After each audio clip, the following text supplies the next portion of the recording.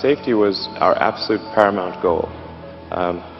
And, you know, I mean, I felt like, obviously, my family will be in the car, my friends' families. If I didn't do everything possible to maximize safety and something went wrong, I couldn't live with myself. You know, we spent enormous amounts of time on safety, and the whole car is architected for maximum safety. And we have physics on our side here, which is very important. And I'll just go briefly, like, why exactly is the car safe? Because you hear things like cars are 5 stars and all that, but I mean, this 5 stars, that's not an actual statistical number. You know, safety statistics are not measured really in stars. There's an actual probability of injury, which is that's the number that's most important.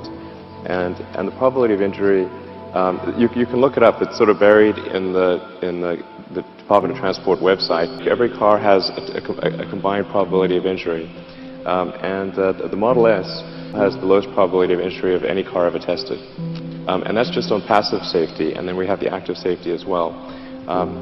And the reasons basically are that because the car does not have a big steel engine block in the front, we have a front trunk as well as a rear trunk, because the electric motors are so small that they're actually coaxial with the axles. So when you have a high-speed frontal collision, what really matters is force over distance. You know, it's just like jumping into a pool from a high. If you jump from a high diving board or something into a pool, you'd want a deep pool and one without rocks in it. It's really not that complicated. It's the same thing for a car.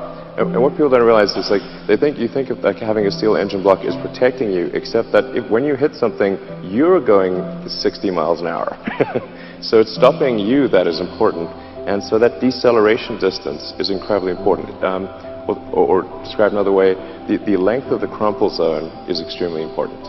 And the crumple zone on the front of the Model S is 2 to 3 times greater than that of any other premium sedan, which means that the impact attenuation is 2 to 3 times greater. I mean, if safety is of concern, I would, for sure, I mean, it's just objectively true. It is the safest car by far. The reason the side impact collision on the S is so much better than another car is because the main structural component is the battery pack in the floor pan. So the battery pack in the floor pan effectively acts as a big shear plate to transfer load from a side impact into the rest of the car, so the whole car moves sideways in a side impact collision. But what happens in a gasoline car, again, because you've got the big steel engine block in the front, you've got a huge portion of the mass in the front, so you've got and the rest of the car is relatively weak. You essentially have just thin sheet metal on the side of the car and in the floor pan of the car. So